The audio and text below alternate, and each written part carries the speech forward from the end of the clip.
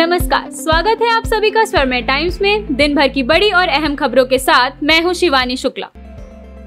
गंगा दशहरा के अवसर पर 9 जून को हरिद्वार में गंगा घाटों पर श्रद्धालुओं की भीड़ उमड़ी। उन्होंने इस शुभ अवसर पर गंगा नदी में पवित्र स्नान किया। गंगा दशहरा देवी गंगा को समर्पित भारत के सबसे महत्वपूर्ण त्योहारों में से एक है। कहा जाता है कि राजा भागीरथ पाताल लोक में भटक रहे अपने पूर्वजों को कपिला ऋषि के श्राप से मुक्ति दिलाना चाहते थे, इसलिए उन्हें राहत देने के लिए भागीरथ ने गहन तपस्या की, भगवान ब्रह्मा को प्रसन्न किया और उनका आशीर्वाद मांगा। ब्रह्मा ने प्रकट होकर भागीरथ को अपनी कमंडल से गंगा के पवित्र जल को मुक्त करके आशीर्वाद दिया। चूंकि गंगा कोई साधारण नदी नहीं थी, इसलिए पृथ्वी पर उनका अचानक गिरना विनाशकारी साबित हो सकता था।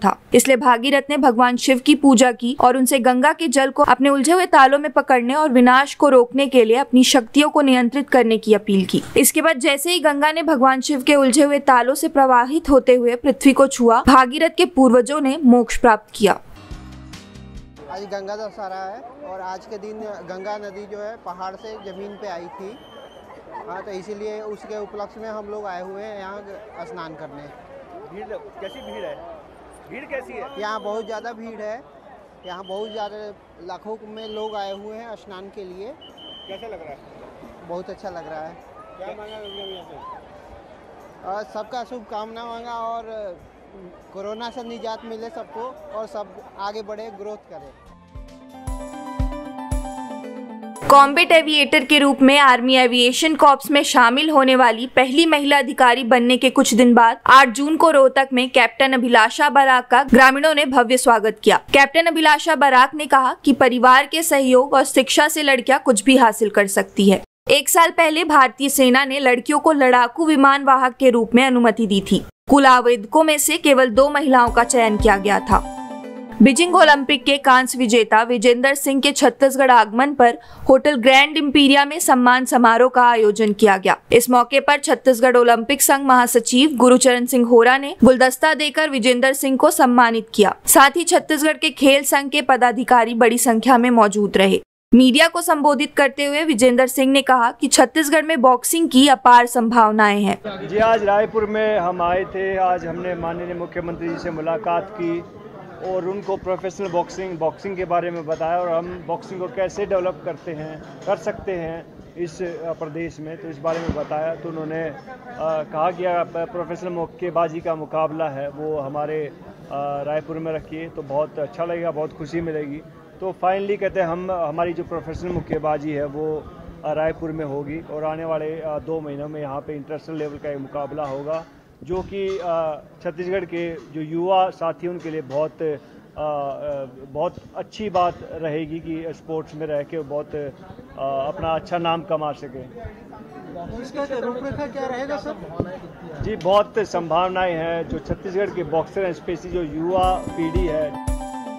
लोक सेवा गारंटी अधिनियम के तहत राजस्व विभाग ने अविवादित नामांतरण, अविवादित खाता विभाजन एवं सीमांकन प्रकरणों को 3 महीनों में निराकरण करने समय सीमा निर्धारित की गई है। समय सीमा में प्रकरणों का निराकरण नहीं करने पर 2 राजस्व अधिकारियों पर अर्थदंड लगाया गया।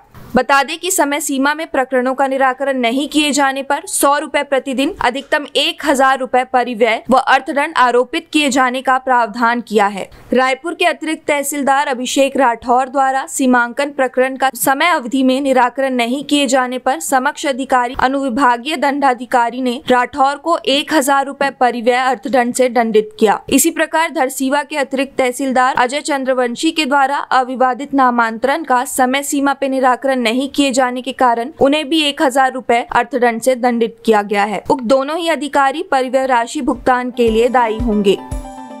लोक स्वास्थ्य यांत्रिक एवं ग्रामोदय मंत्री गुरु रुद्र कुमार ने कल शाम रायपुर प्रेस क्लब में छत्तीसगढ़ी धार्मिक फिल्म बलिदानी राजा गुरु बालक दास के प्री पोस्टर का विमोचन किया। निर्माता श्री अमीरपति ने बताया कि ये उनकी दूसरी फिल्म है। इससे पहले उन्होंने परम पूज्य बाबा गुरु घासीदास जी के सन 1957 से 1850 तक उनकी जीवनी पर आधारित फिल्म बनाई है। इस फिल्म को जल्द ही सिनेमा घर में रिलीज किया जाएगा। इसके मुख्य अभिनेता ओम त्रिपाठी हैं, जो सीरियल समेत छोटे पर्दे पर भी कई अहम किरदार निभा चुके हैं और इस फिल्म को 1 साल में पूरा कर लिया जाएगा। इस फिल्म के लिए 70 कलाकारों का चयन किया जा चुका है। छत्तीसगढ़ के विभिन्न जिलों में अब जल्द ही इसकी शूटिंग की जाएगी। इस फिल्म के निर्माण से अंग्रेजों के शासनकाल और बलिदानी राजा गुरु बालक दास जी के शौर्य का विशिष्ट चित्रण किया जाएगा। परम पूज्य गुरु बाबा घासीदास जी के राजा गुरु बालक दास जी के फिल्म के पोस्टर के लोकार्पण के अवसर पर आप सब उपस्थित हुए हैं और इस फिल्म के निर्माता निर्देशक और सभी एक्टरों को मेरे तरफ से बहुत बहुत बधाई और शुभकामनाएँ हैं। और इस फिल्म में परम पूज्य राजा गुरु बालक दास जी राजा इसलिए कहा जाता है क्योंकि अंग्रेजों के समय में जिस तरीके की उनकी शौर्य थी, उनकी वीरता थी और जिस तरीके से दल बल थल सेना के साथ वह चलते थे, उसको देखते हुए उनकी नीति को देखते हुए अंग्रेजों ने स्वयं उन्हें राजा की उपाधि दी। जबकि अंग्रेज लोग उस समय राज परंपराओं पर वो निरंतर खत्म करते जा रहे थे, लेकिन शौर्य को देखते हुए उन्होंने को राजा की उपाधि दी। और मैं सबके से फिल्म के सभी पात्रों से निर्देशक से यही अपेक्षा रखता हूँ कि जो सत्य की जो घटना है उसको दिखाएं, अच्छे से मूवी बनाएं। हमारी शुभकामना और आशीर्वाद। भारत के अगले राष्ट्रपति के चुनाव के लिए तारीख का ऐलान आज कर दिया जाएगा। चुनाव आयोग राष्ट्रीय राजधानी दिल्ली में 3 बजे प्रेस कॉन्फ्रेंस कर तारीख की घोषणा करेगी। 2017 में राष्ट्रपति चुनाव 17 जुलाई को हुए थे, जबकि विजेता की घोषणा 3 दिन बाद 20 जुलाई को की गई थी। राष्ट्रपति रामनाथ कोविंद का कार्यकाल 24 जुलाई 2022 को समाप्त होने जा रहा है और संविधान के अनुच्छेद 62 के अनुसार अगले राष्ट्रपति का चुनाव कार्यकाल पूरा होने से पहले होना चाहिए। भारत में एक राष्ट्रपति का चुनाव निर्वाचक मंडल के सदस्यों द्वारा किया जाता है, जिसमें संसद के दोनों सदनों लोकसभा और राज्यसभा के निर्वाचित सदस्य शामिल होते हैं। दिल्ली के साथ साथ पुडुचेरी के सभी राज्यों और केंद्र शासित प्रदेशों की विधानसभाओं के निर्वाचित सदस्य भी मतदान प्रक्रिया में भाग लेते हैं। राष्ट्रीय राजमार्ग 53 पर सिंगल लेन में 75 किलोमीटर की लगातार बिटुमिनस कंक्रीट के निर्माण की वजह से भारत का नाम गिनीज वर्ल्ड रिकॉर्ड में शामिल हो गया। महाराष्ट्र के अमरावती और अकोला जिलों के बीच NH 53 पर 75 किलोमीटर सड़क का निर्माण किया गया था। सड़क परिवहन और राजमार्ग मंत्री नितिन गडकरी ने रिकॉर्ड पूरा करने पर भारतीय राष्ट्रीय राजमार्ग प्राधिकरण की टीम को बधाई दी। उन्होंने कहा कि मैं इस गिनीज वर्ल्ड रिकॉर्ड को पूरा करने के लिए NHAI टीम को बधाई देता हूं। पीएम मोदी द्वारा घोषित आजादी का अमृत महोत्सव के अवसर पर NHAI ने अमरावती से अकोला के बीच सिंगल लेन में 75 किलोमीटर निरंतर बिटुमिनस कंक्रीट का निर्माण सफलतापूर्वक पूरा किया। गुजरात के सुरेंद्रनगर जिले के धांगध्रा तालुका से 20 किलोमीटर दूर स्थित दूधापुर गांव में एक 18 महीने का बच्चा 300 फीट बोरवेल में गिर गया, जिसे निकालने के लिए ग्रामीणों ने काफी प्रयास किया और इसके बावजूद उनको सफलता नहीं मिली। जिसके बाद मौके पर उपस्थित भारतीय सेना के सिपाहियों ने अपनी सूझबूझ से 18 महीने के शिवम को सुरक्षित बोरवेल से बाहर निकाल लिया।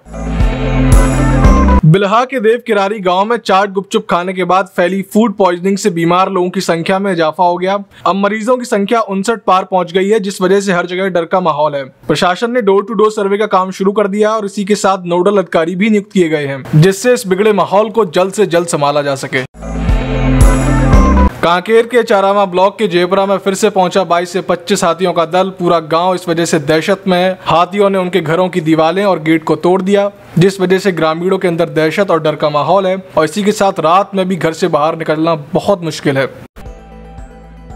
चेन्नई में बड़े पैमाने पर डंप यार्ड में आग लगने के कुछ दिनों बाद लैंडफिल से सटी एक झील गुलाबी हो गई, जिससे निवासियों में दहशत फैल गई। प्रदूषण और मिथेन की अधिकता के कारण झील गुलाबी हो गई थी। मामले को लेकर मोहल्ले के लोगों ने नाराजगी जताई। आपको जानकारी के लिए बता दें कि पल्ली करनाई दलदली इलाके के पास एक झील जो कभी दलदली भूमि हुआ करती थी, अब गुलाबी हो गई है, जिससे वहां के निवासियों में चिंता बढ़ गई है। कई साल पहले दलदली भूमि का एक हिस्सा कचरा लैंडफिल में बदल गया था। जैव चिकित्सा और रसायनों से भरे हुए कचरे को एक भूमि पर फेंक दिया गया, जिससे मिथेन गैस बनी और जिससे डंप यार्ड में बड़े पैमाने पर आग लग गई। पर्यावरणविदों का दावा है कि यह शैवाल के खिलने के कारण हो सकता है। उन्हें लगता है कि झील में साइनोबैक्टीरिया के बढ़ने से उसका रंग बदल गया।